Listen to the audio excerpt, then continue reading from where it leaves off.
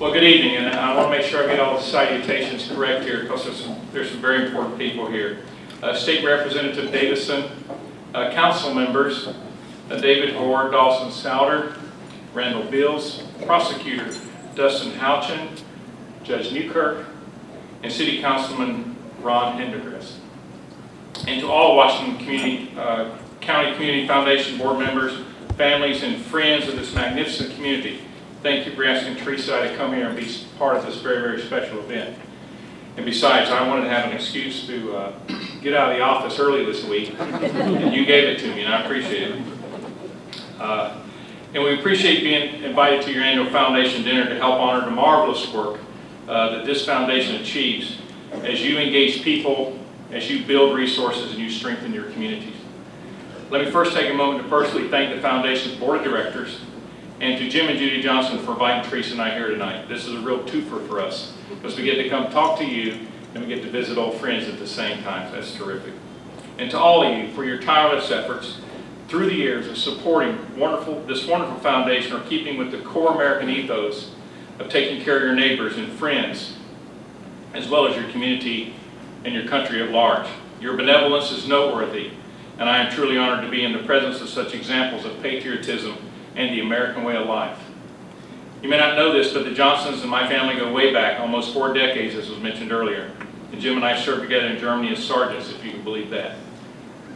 Together in the mid-1970s, when the Cold War and the Iron Curtain were a definite reality, Jim and I were actually the first 2 American soldiers to not only attend, but earn the often sought after, yet seldom received, coveted German Ranger badge from the German Army Ranger School, located in the foothills of the German Alps, not very, very far from the Disneyland castle known as Neuschwanstein. However, trust me, German Army Ranger School was not Disneyland. And there's nothing like sharing unimaginable hardship and extreme German winter weather to forge a lifelong bond of friendship, which is exactly what Johnson and Tuckers enjoy today. Needless to say, I'm elated to be here tonight with my Ranger buddy and former Army teammate and family friends. And thank you so much, Jim and Judy, for having us. Now, serving and volunteering in your community is an admirable trait, and we should all be thankful for organizations such as this and for the wonderful individuals who selflessly volunteer their personal time. Now, it's no secret that Salem and Washington County is a military-friendly community, and I should avoid any disparaging comments about the Navy, the Marines, or the U.S. Coast Guard. However, last week there were 4 retired Army veterans walking down the street over in Madison, and they go into a local bar and order martinis. Bartender delivers the drinks and says, "That'll be 40 cents, and the Army vets can't believe their good luck. They finish the drinks and order another round, and the bartender says, "That'll be 40 cents. Out of curiosity, they ask the bartender, "How can you afford to serve martinis at such a low cost?" "Well, you see, I'm a retired Navy Master Chief, and recently I hit the lottery for $45 million, and I decided to open this place for real veterans. Every drink costs a dime, wine, liquor, beer, it's all the same." 4 Army vets notice 4 guys at the bar who haven't ordered anything yet. They ask, "So what's up with those guys?" The bartender says, "Well, those are retired Air Force colonels, they're waiting for happy hour." There's something I like to talk about tonight. I got a couple more. If you missed that one, I got a couple. There's something I would like to talk about tonight, and I think it's something that every person, certainly in this room, has in common, and it's service. Service, whether you're talking about serving in the armed forces, by defending our nation's freedom, or serving in our communities to make them stronger. Selfless service is a core value of our nation's military, just as it was for our founding fathers who built this great nation. This value is also prevalent here in Washington County by virtue of this foundation and your mission to ultimately help others since its inception in 1993. This wonderful organization has epitomized this year's theme, and you truly are making a difference. The American patriot and martyr Nathan Hale said, "I am not influenced by the expectation of promotion nor financial reward. I wish to be useful in every kind of service necessary for the public good and become honorable by being necessary." This foundation wholeheartedly lives up to Mr. Hale's famous exhortation, and we see this fact demonstrated by the approximately 576,000 grants that were distributed just last year alone in Washington County. Another great example is the Happily Ever After project, where high school students read and mentor grade school children and then donate books to grade schoolers with the intent of improving their literacy within the communities at large. Within Washington County Youth Foundation member, Ms. Dana Burnett, recently validated Mr. Hell's philosophy when she said the Happily Ever Project is one of my favorite projects. It allows us to interact with children, to show them a love of reading. The excitement that they have in getting a new book is the only reward I need. And I think I should also highlight, I believe she's enlisting in the United States Air Force this week, am I correct? Yeah. So thank you for your service. Talk about a win-win. Where else do you see teenagers engaging willingly with their younger peers through reading and mentoring programs, and in turn, all parties gain valuable lessons as a result? I call that positive character development on a grand scale, right here in Washington County.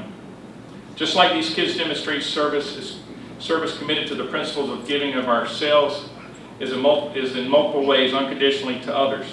Service is not a social event or a field trip with your friends that you attend because it's fun, nor is it something you only do because it'll look good on a college transcript, application, or resume. Service is a sincere gift of ourselves to others. It's a core value or belief that drives and motivates and defines us in the way we act and the way we live. We know that people diverse, passionate, committed make America strong. And through national service and volunteering, Americans from all walks of life contribute to a greater quality of life in their communities across this nation, and your foundation emulates this every single day. Woodrow Wilson summed it up succinctly when he said, "There's no other higher religion than human service. To work for the common good is the greatest creed."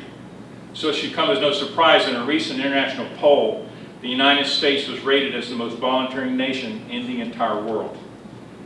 Working for the common good applies to individuals and families serving their local communities like here in Washington County, as well as our soldiers, sailors, Marines, airmen, and Coast Guardmen who nobly serve this great nation. Speaking of soldiers, the Army's 239th birthday was 5 days ago. The Second Continental Congress established the United States Army on June 14, 1775. Since then, the American soldier, time and time again, has met the needs of this nation and stood for the hope and promise of a better tomorrow. And there are 187 battle streamers which adorn the colors of the United States Army, reflecting the hard-fought battles from Lexington to Operation Enduring Freedom and Operation Rocky Freedom. At 239 years old of continuous service, your Army is actually older than the nation it defends. Often when service members talk of service, we're talking about a unique profession that brings with it a distinctive call to duty. The obligations we voluntarily undertake, risking life and well-being for the greater good, which are in many ways extraordinary. Those of us in the profession of arms are united in a common purpose, defending the Constitution and protecting the nation's interests, at home and abroad and against all threats. Your military remains heavily committed in operations overseas as well as here at home. And today, more than 215,000 members of your armed forces are deployed overseas, 40,000 supporting operations in Afghanistan. We also have 445 National Guard and U.S. Army reservists currently mobilized from the great state of Indiana. Let's give them a hand.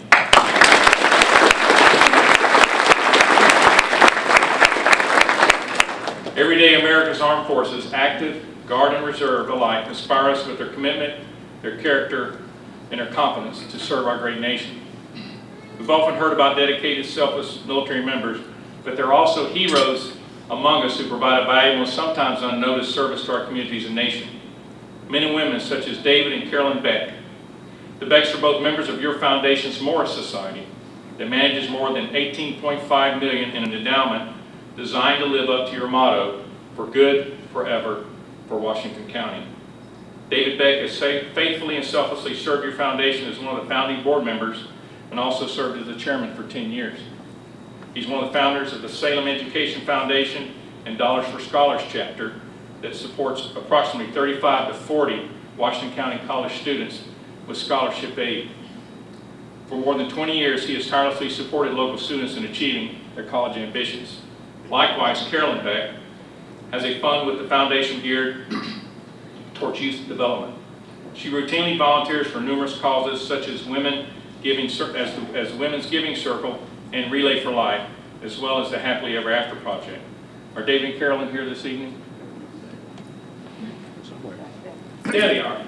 Let's give them a round of applause.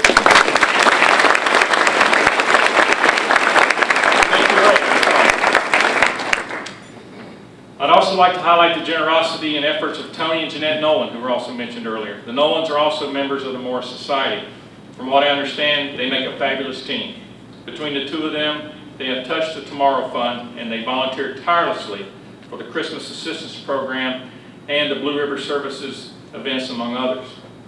They are the key organizers for the Relay for Life event, including organizing the auction, marketing for sponsors, working the logistics, and consolidating the financial accounting necessary for this noble project. Are the Nolans here tonight? I know you're here. There they are.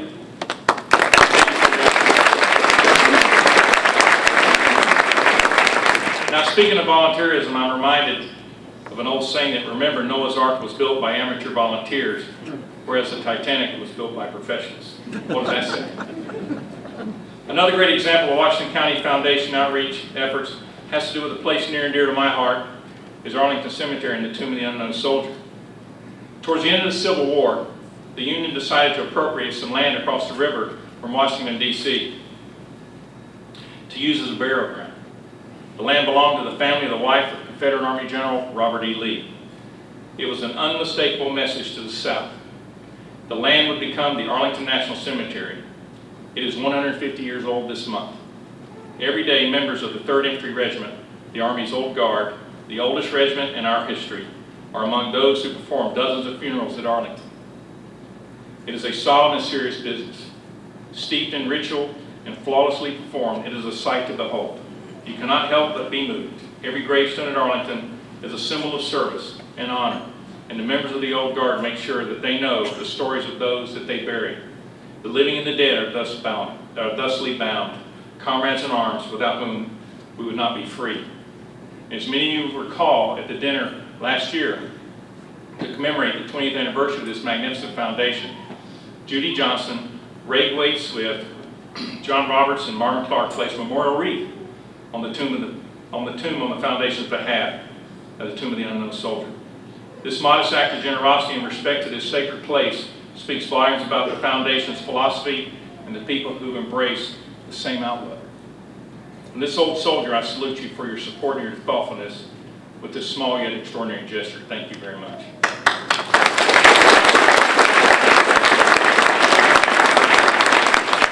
Well, ladies and gentlemen, there are countless other heroes, military and civilian alike, who continue to live up to the golden rule, selflessly giving of their precious time, their talent, their finances, and more importantly, their love and concern in the name of the community and the name of collective well-being.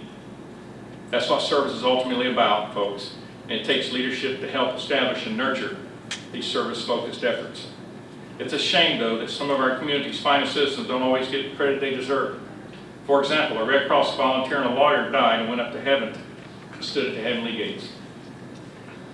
St. Peter tells the volunteer to wait a little while, and let's get this lawyer in first. The gates are closed on the volunteer. He sees the lawyer greeted with fanfare, and music starts playing, and there's loud cheering. A choir of angels descends from above and sings a joyous hallelujah for the lawyer. Finally, the great Lord himself makes an appearance and gives a personal greeting and warm welcome to the lawyer. Things begin to die down. The lawyer wanders off to enjoy his eternity in heaven, and the last angel floats away, and St. Peter finally grants entrance to the volunteer. There's no music, there's no choir, and the last of the crowd is leaving. Confused, the volunteer looks to Peter for an explanation, and Peter says, "Oh, you must understand. We get volunteers in here all the time, but this was our very first lawyer." That's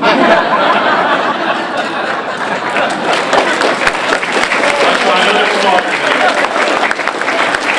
I have other plans. Ladies and gentlemen, together we all face significant challenges in the years ahead in public life and our private endeavors. However, with selfless heroes and concerned citizens such as those we have here in Salem tonight, I have full faith and confidence that the continued efforts of this foundation, its leadership and members at large will see us through an ever-improving future. I also trust that your armed forces, equipped with our most precious resource, America's sons and daughters, will remain vigilant and continue to maintain high standards required to meet our future threats with an unblinking eye. In closing, I'd like to share with you that my father taught me that what you see depends on where you sit. The perspective rests with the lens through which you see things. In our 42 years of continuous active service, Teresa and I have moved 24 times, and we have experienced that in as many villages, towns, and cities. From where we sit, we think Salem and Washington County are doing just fine, and that words whisper and actions thunder. Thank you all for what you do every day in showing America what right looks like. Your support to your friends and neighbors through this altruistic community foundation is absolutely remarkable. Ordinary people doing extraordinary things. I'm reminded of the words of Lewis Cass. People may doubt what you say, but they will believe what you do. Thank you again for inviting us to share this wonderful evening. May God bless our troops deployed in harm's way and continue to bless the good people of Salem and Washington County. Thank you.